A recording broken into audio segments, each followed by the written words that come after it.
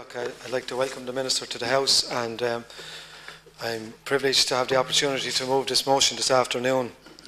When a retailer opens his or her shop door in the morning, they're a worker, a business person and an employer, all enmeshed together. I would like to take the opportunity before I start to welcome the members to our gallery representing ISME, Small Farms Association, Dublin Chambers, local chambers from around the country, Letterkenny I understand, and Laois. And I'd like to especially be parochial and welcome my colleague from the Carrick-on-Shore Business Association, Seamus Campbell, a good Letterkenny man who supports Finn Harps. First of all, I'd like to say that I'd like to debunk the myth that the Labour Party is anti-business. You will see in this chamber several of my colleagues, and I would like to advise you that the majority of Labour senators sitting in this House are either directly involved in business themselves or have come from a business background or directly involved from a family who have had a business. My own mother ran a greengrocer's shop for many years. My father bought bread from my grandfather, who was a baker, and set up a bread round in South Tipperary and employed himself for many, many years. Social Democrats across Europe, particularly the Scandinavian countries, have been to the forefront of business and business opportunity worldwide.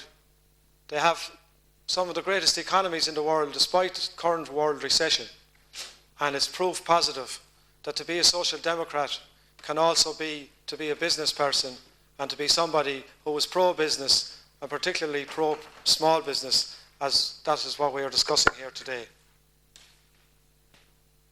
Unlike the banks, the Labour Party is open for business and open to business, and we sincerely welcome you here today for you to witness this debate, which I hope will be enriching to you and of assistance to small businesses in this country. In the last administration that the Labour Party served in, under our Finance Minister at that time, Ruairi Quinn, the Labour Party with its colleagues in government, Fine Gael, were creating 1,000 jobs per week in this country. When we left government in 1997, this country was on a sound financial footing. I won't go into the chapters of history that follow that. You're all aware of that yourselves. This government so far has brought forward an action plan for jobs. Minister Perry is directly involved in that action plan. And we aim to create 1,000 jobs, 100,000 jobs in the next number of years.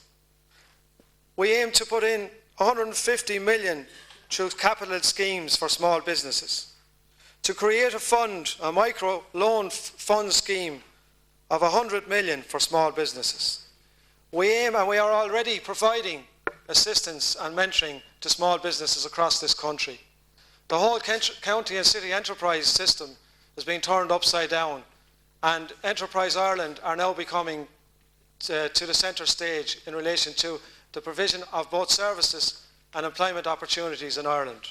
I think we are doing a good job. We're not in government only 1 year. But there are many other things that need to be done.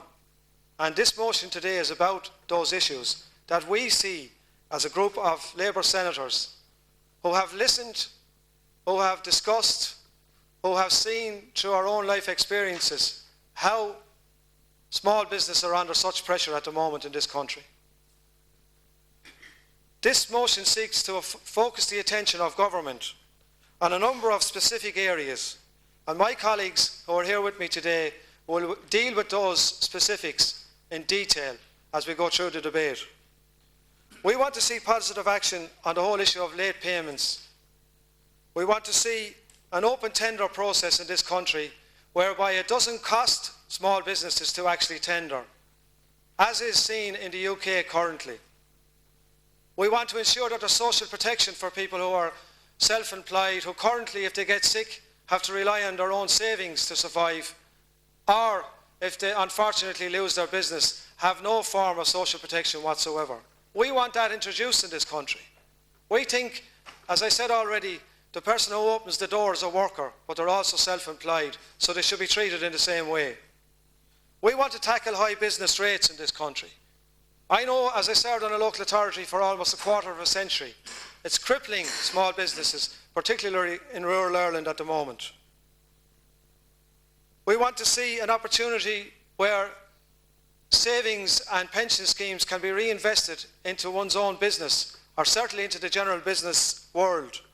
And most importantly of all, we want to see real access to credit, not what we're hearing from the banks.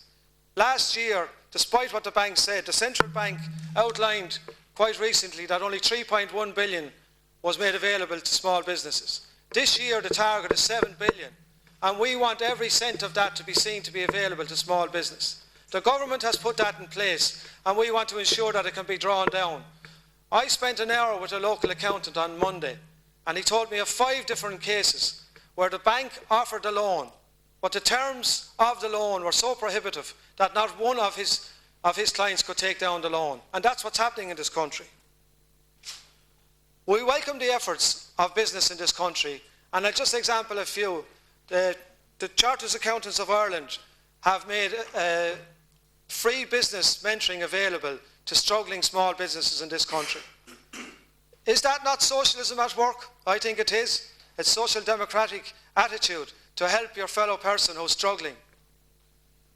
We've also seen at local level in my own town, the strong businesses are mentoring the new and up-and-coming businesses. And we've seen over the last number of months approximately 30,000 civil servants retiring.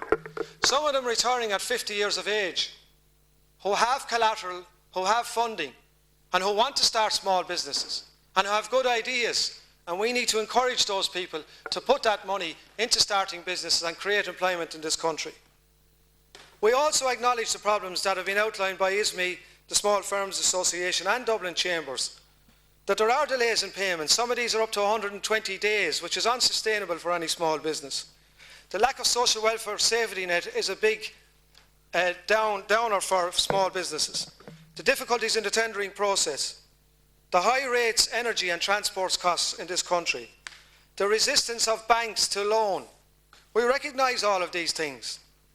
Our target and the target of business in this country should be, one target I will outline and my colleagues will outline others, that the 14 billion per annum that is put up by government and local authorities, etc., to be tendered for, that the majority of that will be kept in this country. That equates to 11.5% of GNP, which is a massive amount of money.